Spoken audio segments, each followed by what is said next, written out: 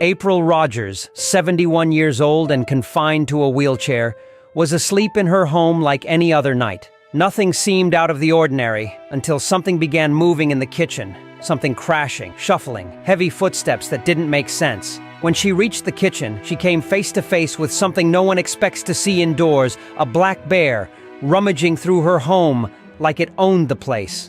Startled, it lashed out, striking April across the face and neck as it tried to escape. In a terrifying blur, her kitchen turned into chaos. Trash scattered, blood on the floor. Alone and severely injured, April did what few could believe. She dragged herself across the house to reach a phone and call for help. Despite multiple fractures to her head and neck, she got through. Emergency responders rushed her to a hospital where surgeons worked for 6 hours to repair the damage. The physical wounds are severe, but the fact that she survived at all is something even the doctors called extraordinary. Officials are still searching for the bear. In a town of just 600 people, bear break-ins are rare, but on that night, April found herself in the wrong place at the wrong time and somehow made it out alive.